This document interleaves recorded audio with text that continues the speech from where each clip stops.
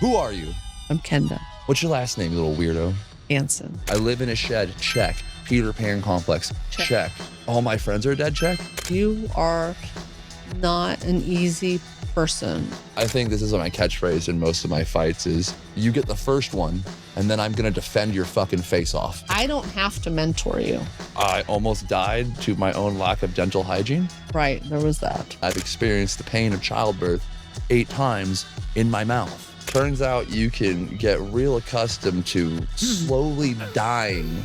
But every day you're growing. I see the growth. And that doesn't mean that it's always easy. Growth is not easy. You consume obstacles like it's a diet, woman. I heard my father's voice shine down like a light from heaven, and he said, use milk. And I dumped my balls in a cup of milk. But you have this person that tells you how horrible you are all the time. That's not a good partner. I'm the mentor now. Ba-booma. I would appreciate you giving me what I give you. I think we should attack our audience. We should be like, you guys are creeps peeping in on us. Weird.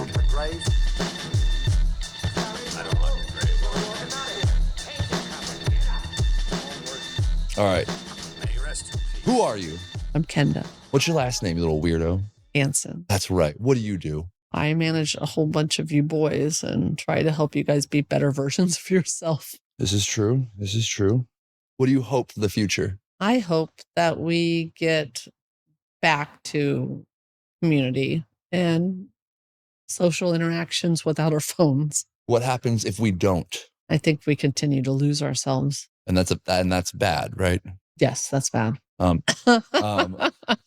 What else we got? What rapid fire questions for Ken? What do you hope for me? I hope that in the next year or two that you can be self-sufficient, that you could be financially secure, that you could have a partner. And I would love to see you have a path for children and career. Video games. And no video games. And video game. But definitely not those. All right, perfect. Video games. Terrifying. What do you hope for your husband? I hope that for my husband that he finds something that he really enjoys doing. Which at this point he has to decide to do that. Yeah. Yeah. That is outside of me. I can only push him in the right direction. Yeah. Probably starts with a promotion. For you. IC4. Oh, okay. Yeah.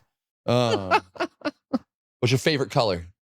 Purple. What are your hobbies? Taking care of you boys. I was going to say, besides adopting oblong Peter Pan complex having man children. I like to have fun. I like to play. I like to giggle. And my husband's the funniest person I know. So I get to do that every day. You know me. My husband's way funnier. I don't know if you can see this. Oh, this is the face of disagreement. I am living my best life. I have the best husband. This is true. This is true. Rapid fire me. Throw the questions at me. What do you got?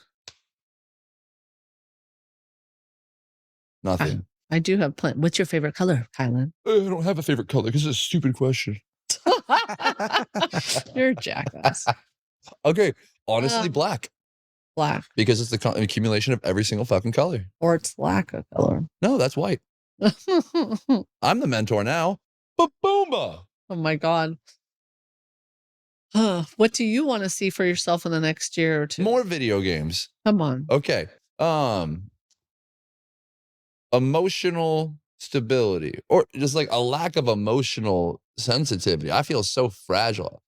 Less emotional fragility. Yeah, we had that conversation. Yeah. People cut me off on the highway. This is my highway and I'll fucking kill you. And then I have to spend the next 5 minutes explaining to myself that I don't own the highway. And it's just like, why do I have to do this? Like, I just want to drive down the fucking road to work and not be a potential maniac. Yeah. Emotional intelligence. I feel like I have that. It's like I guess not all of it, because we're talking about psychology. I'm very self-aware. We do these things, and yet put me on the highway.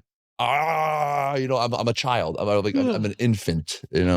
So basically, managing your reactions. Yeah, that's it. I just want to be a better person. What about partner or what am I going to attract other than that, what I'm equal to? I don't think I'll be able to keep anything without lying or deceiving. I know. So what do you want to do? Do you want to be that person? Bad or good? Which person? Good person? The person that attracts what you want. Yeah. Yeah. Yeah. Yeah. Yeah. Yeah.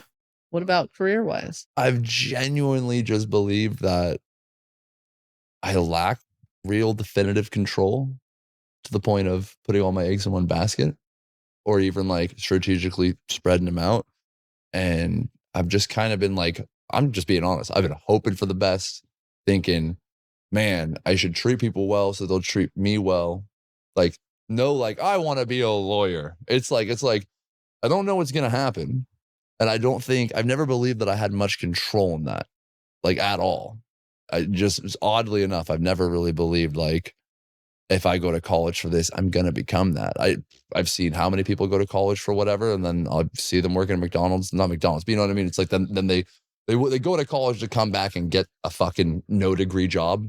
Right. And I'm just like, hey, like, I think people don't realize how long it takes to reach your goals, and that a lot of people quit before they before they've kind of hit that pivotal moment. They go, oh, it didn't work out in a year, so I quit. Or it didn't even work out in 2 years, so I'm not going to keep trying. So I guess the thing is like, just because that's happened for people that you know doesn't mean that that's going to happen for you. maybe I got pessimistic worldview, but like I see shit not going in the most beneficial direction for people to like creatively kind of like follow their dreams and passions and like then make a career out of it. Okay. It's more so like, I hope I get a good enough job so I can like have a family, which is what I want to do. Right. You know what I mean? Like, and what job would that be? Like, whatever. When do you think that you will know you've arrived? Late. Late. Late. I don't think I'll be like, you know what? I'm better than that. And then like a fanfare of trumpets. Like you know, I think I'll be like, man, I suck dick. And someone will be like, you know, you're fucking awesome, right? And I'll be like, huh? And then they'll be like, look at what you've done. And I'll be like, oh. Why do you suck? Huh? Why do you suck? The presumption is that I suck. I know. And I'm asking, why do you think you suck? Because if it wasn't for some like charitable fucking angel lady, I'd probably be dead because I didn't brush my teeth good enough, or I got into too many fights because I wasn't emotionally stable enough. Right? You know what I mean? Like the list continues. Like Yeah. half my friends are dead, like bad at picking friends. Right. Which sounds terrible, I know, but like the idea being is that why would you lose that many? And it'd be because I chose to live a certain lifestyle where people's lives are lost like that. So it's kind of like, not that any of those people were shitty, which they most certainly were not, but it was more so another example of my choice of behavior in a Right. group setting. And that's why I suck, you know? Well, those are examples as to why I suck. Why I suck? Because I was not shown a better way, because I wasn't educated about, I wasn't convinced of my shortcomings, probably. Yeah. Right? I was like, I can get away with that. Nah, not me though. I'm different. Right? Like I do think that I was taught well enough. Yeah. It's like, I knew not to hit people. Right. Still did it anyways. You know? Yeah. Bullies. I'm a bully of bullies. I hit the ones that deserved it because I was smart. Oh, wow. hey, I didn't get suspended. I only got detention because I'd wait for him to say something racist or just do something that I was like, Kind of reminds me of Dexter. yeah, exactly. I have a code. Fucking, but I don't even believe in my code. Right? I'm just like, this is my get out of jail free card. Like, ha ha ha ha. But what was my favorite? I think this is my catchphrase in most of my fights is, you get the first one and then I'm going to defend your fucking face off. Wow. Yeah. But you're more mature than that. Yes. Now I scream, leave her alone, regardless of there being a female in the vicinity. Then I proceed. You're such a dork. That was so much fun. But fighting's wrong. It is. It is so much fun, but it is wrong. I don't understand that at all. Oh my God, living life. That's like, Life, what do you mean? It's like, oh my God, all you do is fight. All you do is fight for your kids. All you do is fucking, what do you mean? Me? You consume obstacles like it's a fucking diet, woman. All right. Like, you like the challenge. It's just a form of challenge I accept. It's a form of rough and tumble play I accept. When fucking people are telling your kid he can't go to Spain and they're doing all this shit, I would put my fist through the phone. I would give up. My kid's not going to Spain now. I don't tolerate that type of rough and tumble bullshit. But you're like, you smiled at it. You did call her a bitch, but you smiled at it and you were like, let's do this. You want to fucking, yeah. And that was your willingness to fight, right? Well, I'm strategic. So am I. I said, leave her alone before, and now I'm a white knight. No, I'm not physical, but 6'1". You fucking could be. I'm 6 foot. Oh. Mental. It's all a mental toughness. What do you think fighting is? No, that's not mental toughness. Because there's a bunch of like idiots that can fight. Sure, but I would say that mental health is a spectrum mentality. No, mental toughness. I know, but all of it's on a spectrum. So it's like, hey, you're mentally tough when it comes to anything for your children. How about this? I bet you if your kid's life was on the line, you wouldn't grimace at taking your vitamins that you grimace at every fucking morning when you take them, right? You would be like this, ha, ha, ha, and you'd smile and be like, hey, take that. I'm the best. I'm a mom. But if it's for you, you're like, why are you doing this to me? I thought we were friends. I know, you torture me. She tries to bargain with me over her vitamins. It's insane. I hate vitamins. But your willingness to take the pain. We've gotten distracted, Riley. Riley! All right. What else? What else? We said where we came from. Where are you from? Santa Cruz. Born and raised? Born and raised. Weird. Same. I know. I was here. I don't know. Riley, what do you got? Come on, Riley. I'm Kylen. I like to get in fights and be emotionally immature. It's so much fun. She nailed me. Nailed on the fucking head. Love to troll people. Oh, yeah. So much fun. I'm going to tell you really inappropriate stories about blowjobs. When did I do that? Last week. It wasn't about it started with a blowjob. It wasn't a story about blowjobs. It was a story about all I heard poison oak on my genitals. Actually, it was a story of a father's words to his son. Oh my God. And how they rang true in the pits of his despair. I heard my father's voice shine down like a light from heaven. And he said, use milk. And I dunked my balls in a cup of milk, and it cured the calamine. Oh no, it was the Technu. The Technu. I essentially put icy hot on my balls. It wasn't about blowjobs, Kenda. It wasn't about blowjobs. She doesn't pay attention. I'm Kenda, and I don't pay attention. Hearing what you want to hear, which makes you a pervert. Oh Jesus. Okay, so I live in a shed. Check. Peter Pan complex. Check. All my friends are dead. Check. Well, I think so. Some of the things that we wanted to dive into is a lot of like, what is going on with your generation and technology?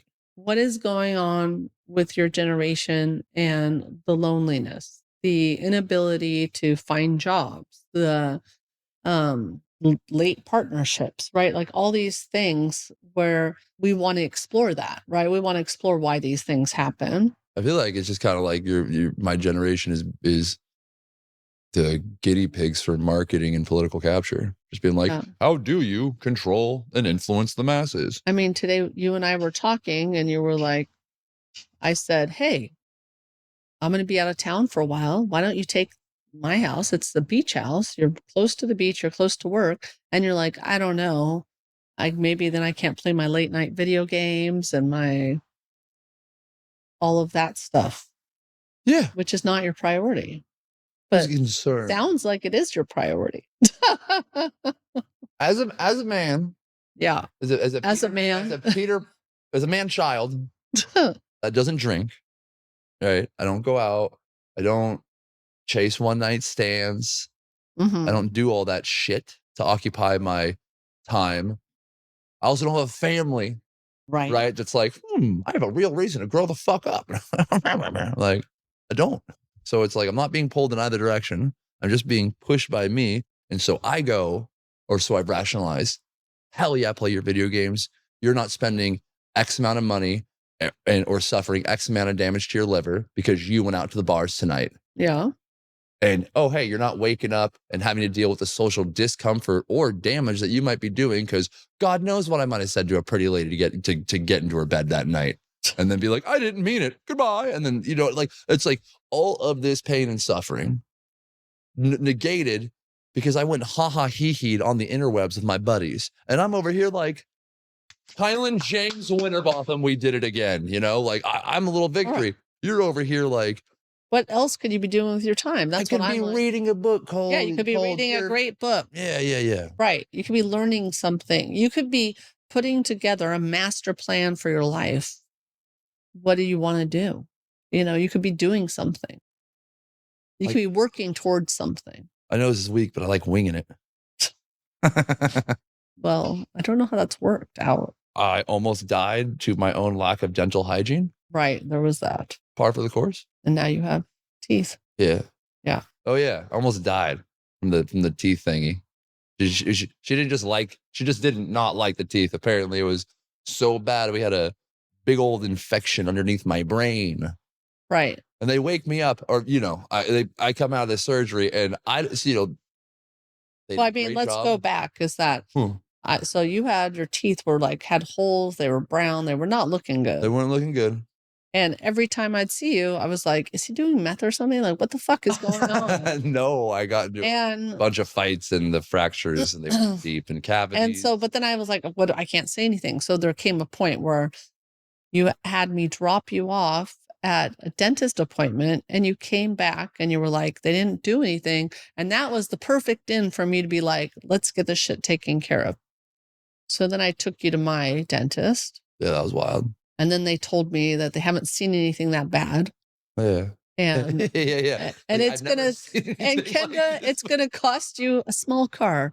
Yeah, was it like $60,000 before they were like, why are you doing this? Oh no, because they're like, oh, this is Nolan. And you're like, no. And they're like, oh, is this Hunter? And you're like, this is not my son. And they're like, why are you doing this? Right. And I think you said something like just to keep it quick, you were like, he's a cool guy. No, I didn't say. I said that if you can, you should. Oh, well, whatever. They were like, he is a cool guy. And then they did some pro bono shit. And then they did some and then it was like $60,000 to $40,000. I don't even want to talk about it. Okay, we don't have to talk about it. Edit it out, right? Not a number. All I will say is that you needed it. You didn't have medical insurance and that it was important that it got done. And what we found out afterwards is it was moving towards your brain. And you were like, oh, it doesn't hurt anymore. And they're like, that's because it's necrotic and everything was dead in there. Oh, yeah. They go, I've never seen anything like this before. And then I go, what do you mean? And then they go, how'd they word it? They're basically telling me that I had previous pain in my mouth. And I was like, I know. And they're like, no, you don't get it. Like, what the hell was going on in there? And I was like, it hurt. And they're like, it hurt so bad. Yeah, they're like, no, you don't get it. Your nerves rotted out. And I was like, it felt like that. There was a bunch of horrible pain. And then it just kind of went away on its own. And they're like, no, you don't get it. That's insane. And I was like, I think I get it. I went through it. And then it was a lady. So I was like, whoa. You're going to go through childbirth. Like, there's all this talk of grandiose pain. Like, what are we talking about? And she's like, I'm like, what do you mean, And she's like, your nerve rotting itself out is twice as painful as childbirth. And then I was like, that's happened 4 times. Are you trying to tell me I've experienced the pain of childbirth 8 times in my mouth? She goes, yes. And that's how I know you women, weak. Oh, is that? No. But then listen, Jackie. No. God. And then right after the surgery, when I'm like, take me to a car because I can't think, right? Like I'm waking up from the anesthesia.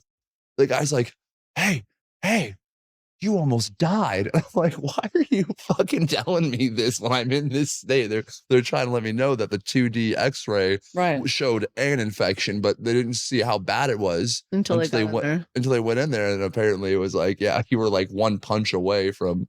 Right. And I was like, damn. And the thing about getting it done too is that you afterwards were like, I feel so much better. You didn't even realize how crappy you were feeling. That's right. That's right.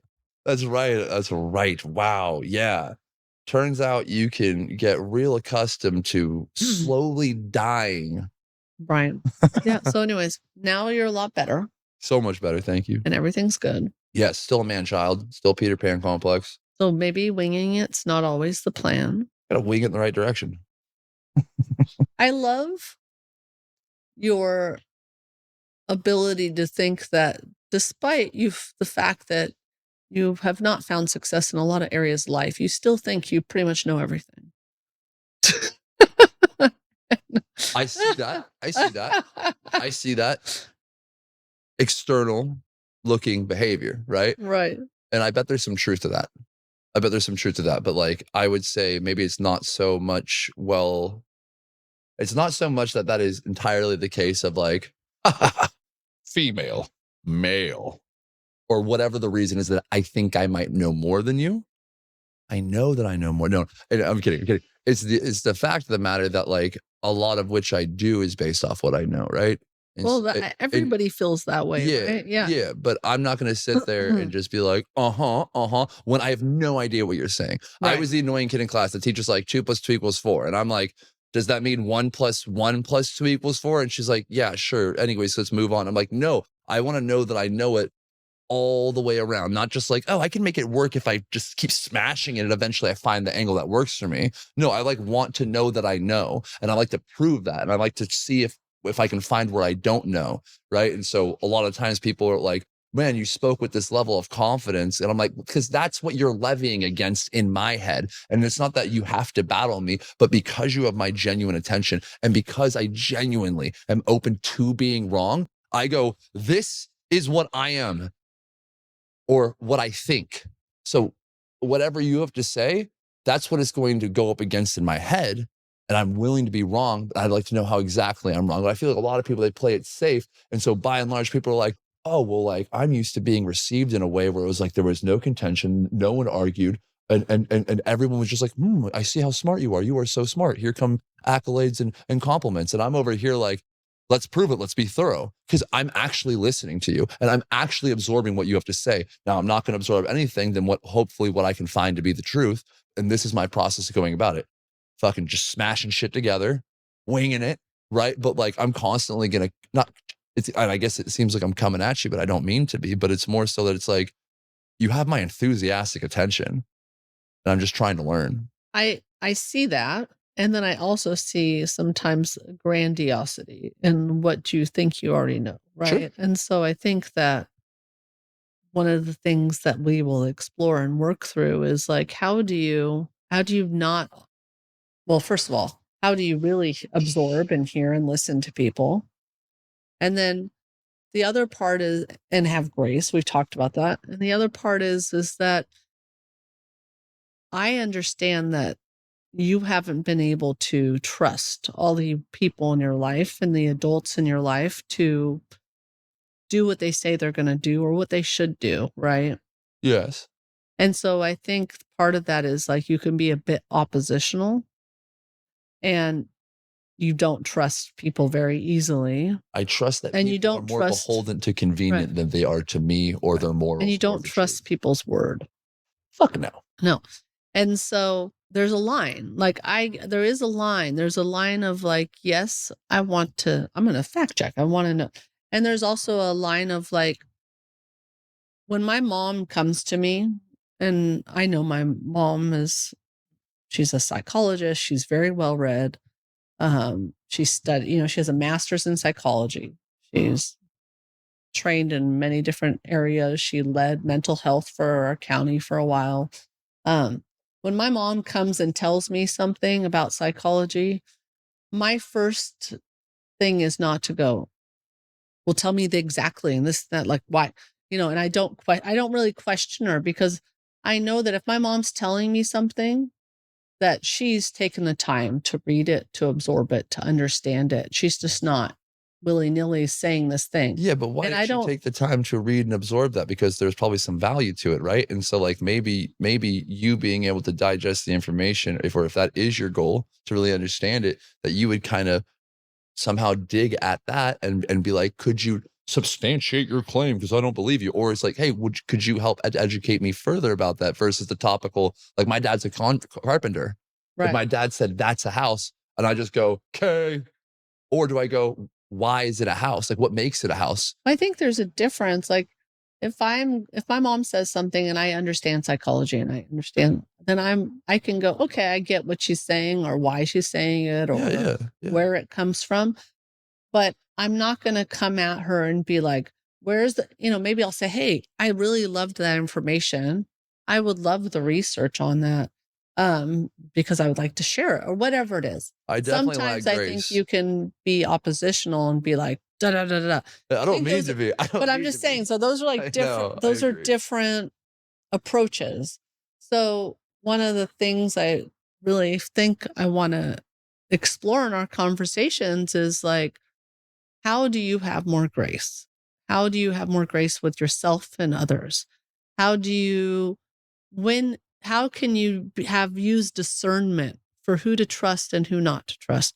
If you really want to dive deep into something, how do you ask for that information in a non-oppositional way? Like there's so many skills to learn in communication.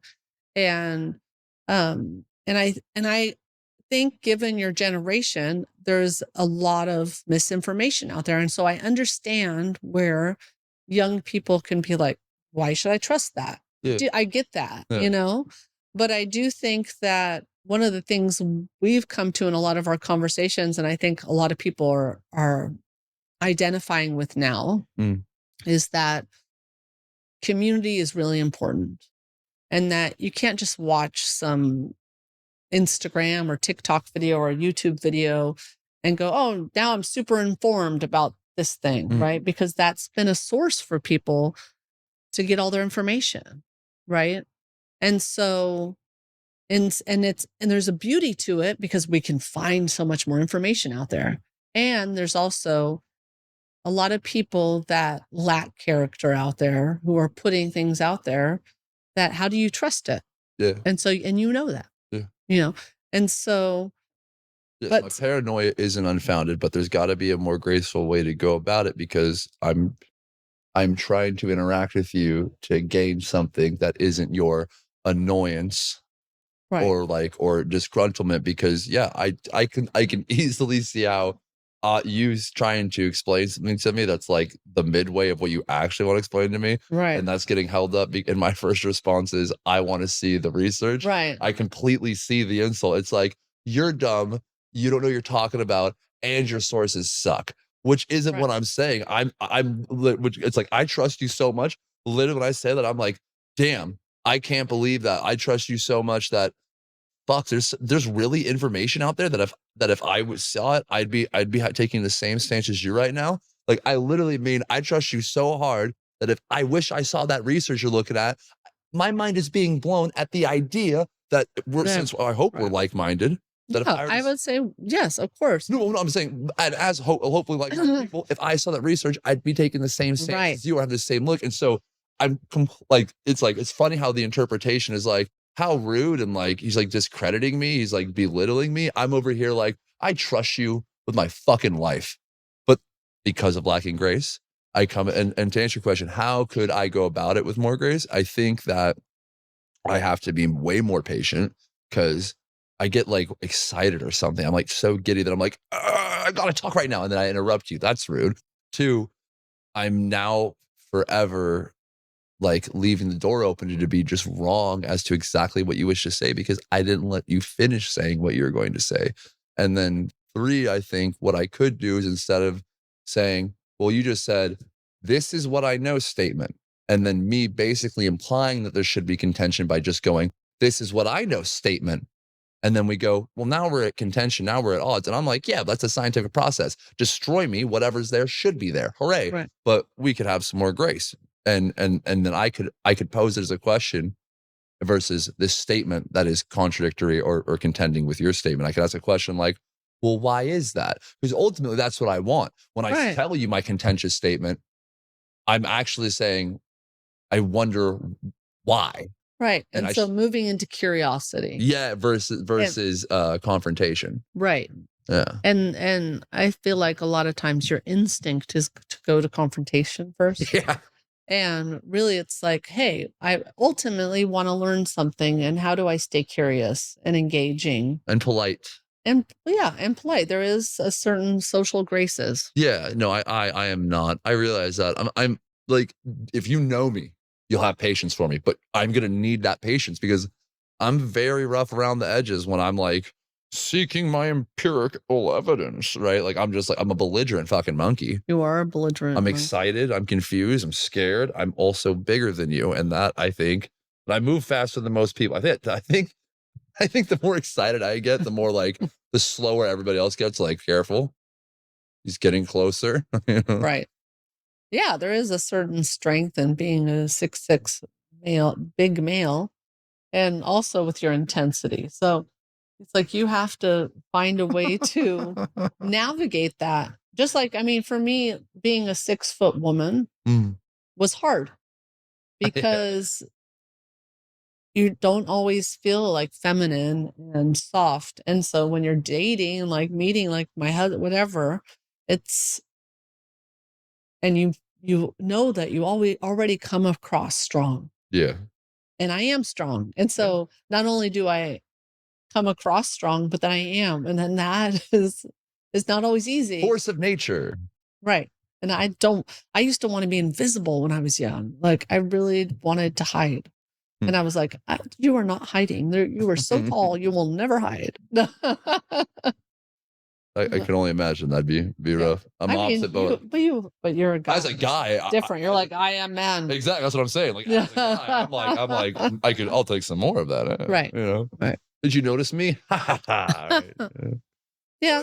So that's part of what we'll discuss and go. We'll go through that and we'll adapt. Yeah, Riley, you gotta cut this the fuck up. I'm imagining he wants like a 2-minute trailer, right? Right. Fucking that up. No, because there's little pieces, little nuggets, Little snidbits. Right. All right. Good luck. I Riley. am Kenda. This is Kylen. Kylen. He's a shithead. I'm a shithead. I'm a shithead with a Peter. What did I tell Claude that one day? I don't remember. I don't remember either. But it was being too nice, far too nice. I have video of it though. That's true. Yeah. What do we do? What do we hope to do with this podcast? Yeah. I mean, I think that we want to talk about, culture, technology, generational divides. Why? Because I think it's critical right now in our current environment with AI and technology that we find a way to engage with each other, to build community and learn social skills. And I think a lot of young people are lacking that and scared of that and craving it because I think people feel alone. And so, we just talked about the whole thing with how you can be kind of oppositional. It's like, look, I don't have to mentor you. Mm-hmm. I don't have to do any of this. Like sometimes it's hard, but sometimes it's hard to mentor you because it's like you are not an easy person. And every day I have to choose it because it's like sometimes I'm like, fuck, Kylen, he's going to drive me insane. He's going to say something. He's going to be oppositional. And then I go, I love him. And and he's every day growing. I'm trying. You're not a bastard, but every day you're growing. I see the growth, and that doesn't mean that it's always easy. Growth is not easy. Nope. And so, if we look at where we started, like this process in like, we'll say November, October, right? And where you are now, I feel like you've matured a lot. Hilarious. You have matured a lot. I believe you. But there's still, and given that you've matured a lot, there's still a long way to go. That's what I'm talking about. That's what I'll say. Why dialogue? What does dialogue do for people? I feel like it makes people feel heard. It also makes people feel less alone. Because the more that you can, think about high school, right? Like everybody's in high school. It's like, I don't have friends. Nobody likes me. I'm not cool enough. I'm not this enough. I need to fit in. And a lot of that is because people don't want to be vulnerable and don't want to talk. They're not ready to. They don't have the skills. They're not there yet. Right. And so I think as we get older and we're able to develop those communication skills, we know how to share. We know how to ask for what we need. We know in a deeper way how to be vulnerable, how to have boundaries. All those things build in us as we get older. But when we're young and we haven't developed those skills, it's scary out there. Yeah. Oh, it is? It is? Yeah. I mean, it's like you and I talked about relationships. You want a relationship, right? But you don't feel ready for it yet. And some of the things I talk about with my spouse is like, sometimes he drives me insane. We say things to each other that are like, that is so annoying, and we keep showing up. And we're like, okay, I don't expect perfection. I mean, there's always deal breakers with people, but if you can align on values that you care deeply, you're kind, then I think you could, if you have somebody like that who's an ethical person, like I know that my husband's loyal. I know he's a ethical person. I know how deeply he cares about our family and me, and he will always show up for me, right? And then all that other stuff can kind of be navigated. And he's going to say mean things sometimes. He's going to say really shitty things, and I'll say it sometimes too. And you still show up. Yeah. And you were telling me like how certain relationships where somebody says something and it like triggers you, and then you're like, I'm out of here. I just got the ick, the cringe, and I think that happens a lot for young people. And so it's like, how do you navigate and move through that so that you can see that person even at their worst, right? Yeah. It's kind of like, what are the guidelines for being patient and stomaching the suffering? Because at one point, it's like, you're going to have to suffer that son of a bitch, but it's worth it. Why? Right? Yeah. And likewise, and right back at you. Right. I'm not the easiest. But what are like the universal, like, what's the North Star for like, but you gotta compromise that. Everyone's like that. You gotta do this, but this, Right. no, never, ever. I don't care who you are. This is a no-go, right? Because like, I am curious about those ones because, like you touched upon a second ago, I definitely, literally everything you and your husband do, like every little cutesy bootsy love fight, that was my red flag. For so many things you guys do. I was like, I saw that, left her immediately. Right. Saw something else you guys did the other day. Oh yeah, like 3 or 4 times. I like pressed the emotional deject button. Right. On so many different relationships. And I'm just sitting here like almost embarrassed to admit it. Like, oops. Yeah. Because clearly those weren't actual red flags. That was just, if you're any good example to go by, that was clearly what I should have willingly suffered. Because I bet you I got some even worse shit that she should have. Not that she should have, but like, it wasn't a true red flag. A red flag, I feel like we should, if there's any utility to the word, it should be by being very precise and pertaining to its definition. Yeah. And I mean, for me, sorry. No, you're good. I'd say for me, like I have a girlfriend, and I'm not naming names, but I have a girlfriend and she has a partner, and they will break up and get back together, break up like 50 times. They do it all the time. Like every 6 weeks. It's a cycle. It's like their foreplay. No, it's that there's so much gaslighting. There's so much, a lot of times it's him telling her what a terrible person she is, how she's not showing, like all this stuff. And the truth of the matter is that she has a great job. She loves her job. She's dedicated to it.